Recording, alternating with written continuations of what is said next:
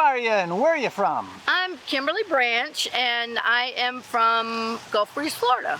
All right. And what do you do? I am a social worker. All right. And how much has the climate changed since you were a kid? Okay. So I grew up here. I was born in Pensacola. Grew up here, stayed until I graduated high school, and then I moved to California for almost 30 years. So when I would come home, I was only here for like a week at a time. So it was kind of a gradual, I wasn't noticing much, you know. Well, I came back about 5 years ago because my dad has been ill. And I'm just, it makes me almost want to cry every day. It has changed so dramatically that I can tell you there's really nothing that I know of that isn't affected at this point. You know. In what way? Well, okay. Or, I would say, well, I'm sure you've heard about the manatees and how they were dying off. I think it was somewhere at least around 4 figures last year alone, and we used to never see them up here.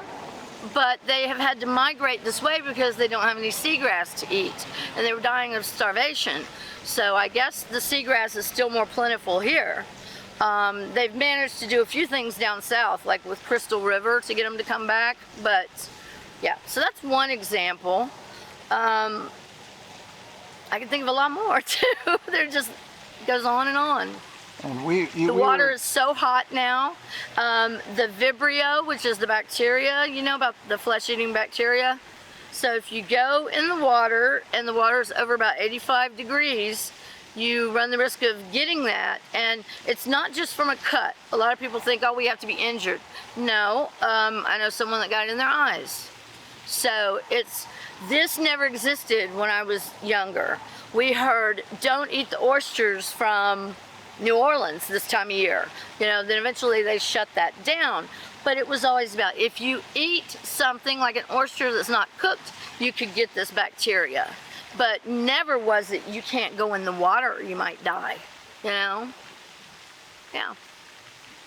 I haven't been in the water for 3 years. Do you worry about it much on an everyday basis? Say Absolutely. On a scale of 1 to 10, 10 being the most concerned, where would you put yourself? 10. Yeah, 10. And it's not just here, but this is the more evident. I never knew that I would come home and see this much of it. And yeah, I'm really scared because we have people like DeSantis that doesn't seem to be going away, and God forbid Trump, you know. And these people don't care. Matt Gaetz, the representative for this district, doesn't give a crap. We have 51 rice whales in the Gulf. It's the only place they live, you know, and he is saying, so we're going to sign off on some more offshore drilling. You know, combine that with all of we're running the animals out of the water and into garbage containers. That's what we're doing, you know. And then what about the future? Are you a climate optimist or climate pessimist, and is there anything we can do about it? I would say I'm a pessimist at this moment, but I'm optimistic for the future. But I do believe that everyone, even the smallest things, I've been doing social work for almost 30 years, and I've just recently, this has affected me so much about the climate change that I've decided to change careers. Even though it doesn't, you know, I may not get anywhere near what I'm used to being paid.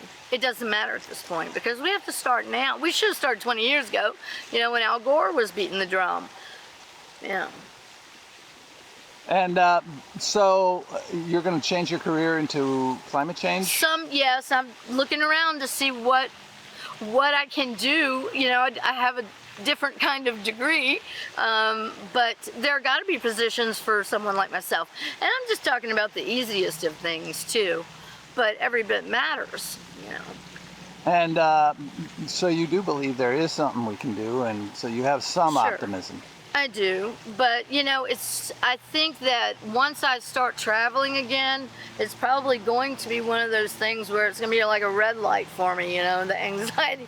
My cousin did a marathon, believe it or not, down in Antarctica, and he was sending home pictures, or sending it to his cell phone, and it was like just penguins out there huddled up in the, you know, looked like a storm. I said, well, what are, you know, they're saying that it's going away. Is that true? Because it doesn't look like it. And he said, if you want to see it, you better go now. Basically, it's going to be gone. Yeah. So that was about 4 years ago, I think, that he did that. Yeah. So not only did he get to go run the marathon there, he's like the 7-continent marathon guy now, but he also learned so much, you know, like ecotourism type of stuff while he was there, and I'm glad that he did get to do that, because most of us won't get that information firsthand. So. And maybe that's needed if we want to, if it's going to mean something to us. Absolutely. All right. Well, thank you very much. Sure. Today, what is the date? 9th? 9th of August here in Pensacola, Florida. Thank you very much. Bye.